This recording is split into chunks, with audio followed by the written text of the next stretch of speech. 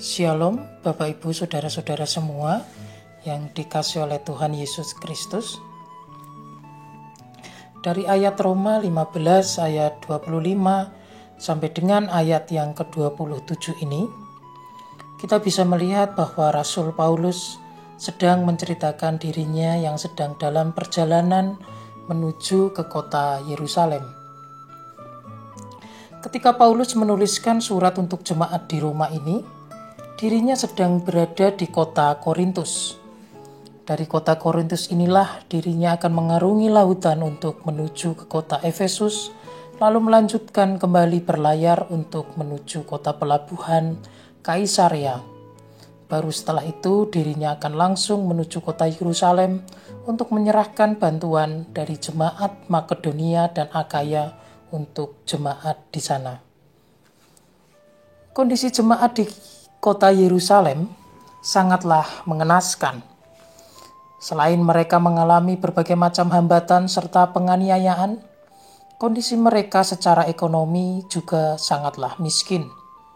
Sehingga dengan kondisi tersebut, jemaat di kota Yerusalem sangatlah membutuhkan bantuan dari jemaat-jemaat yang lain. Oleh karena hal inilah, maka dalam perjalanannya yang kedua, sembari menyebarkan Injil, Rasul Paulus juga mengumpulkan persembahan. Ternyata kondisi yang dialami oleh jemaat di Yerusalem juga dialami oleh jemaat di Makedonia. Kondisi mereka juga sangat miskin. Namun jemaat di Makedonia tetap memberikan persembahan mereka. Bahkan dengan penuh kerelaan terkumpullah persembahan yang melimpah. Melihat hal ini, Rasul Paulus terkejut. Ternyata jemaat di Makedonia tetap memberikan persembahan, walaupun kondisi mereka saat itu sebenarnya juga sedang mengalami kesulitan. Melihat sangat antusiasnya jemaat Makedonia di dalam memberikan persembahan, Rasul Paulus pun akhirnya menyurati jemaat di kota Korintus untuk juga bersiap-siap memberikan persembahan yang serupa untuk jemaat di Yerusalem, seperti yang sudah dipersiapkan sebelumnya. Dan persembahan itu akan diambil ketika nanti Paulus akan melewati kota Korintus. Sembari menunggu kedatangan Rasul Paulus, jemaat di Korintus dengan tekun mengumpulkan persembahan mereka. Dengan penuh perencanaan yang matang, mereka mengumpulkan persembahan itu sedikit demi sedikit. Maka ketika Rasul Paulus telah tiba di kota Korintus, persembahan itu segera diserahkan kepadanya.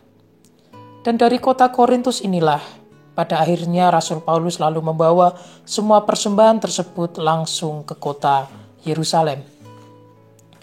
Pada saat ini di tengah-tengah pandemi, karena kebijakan PPKM dari pemerintah, ibadah di gereja untuk sementara waktu ditutup terlebih dahulu. Jemaat lalu diarahkan untuk dapat beribadah dari rumah masing-masing. Dengan ditutupnya ibadah di gereja, lalu bagaimana dengan persembahan kita yang salah satu kegunaan dari pengumpulan persembahan tersebut digunakan untuk kegiatan diakonia? Belajar dari jemaat di Makedonia, kita diingatkan bahwa dalam situasi apapun, bahkan dalam situasi sulit pun, diharapkan kita tetap dapat memberikan persembahan kita, seberapapun yang kita mampu. Jemaat di Makedonia memberikan persembahan mereka bukan karena mereka mempunyai kelebihan, namun mereka memberikan persembahan karena mereka dapat merasakan bagaimana penderitaan saudara-saudara mereka di Yerusalem yang sedang membutuhkan bantuan dari mereka. Demikian juga dengan jemaat di Korintus. Mereka dengan penuh ketekunan mengumpulkan persembahan dengan penuh perencanaan, supaya persembahan yang sedikit demi sedikit mereka kumpulkan dapat berguna untuk saudara-saudara mereka di Yerusalem. Di masa pandemi ini, persembahan yang kita berikan tentunya mempunyai banyak kegunaan. Salah satunya adalah untuk kegiatan diakonia. Di tengah-tengah pandemi ini, justru diakonia gereja harus semakin ditingkatkan. Bukan hanya untuk jemaat gereja saja, akan tetapi juga untuk masyarakat. Dari dana persembahan tersebut bisa kita gunakan untuk membantu mereka yang terkena dampak pandemi COVID-19 ini. Sebagai contoh, kita bisa membagikan sembako atau makanan untuk mereka yang terkena dampak ekonomi. Demikian juga kita bisa membantu saudara-saudara kita yang sedang isoman dengan memberikan makanan serta obat-obatan atau apapun yang dibutuhkan mereka selama isoman.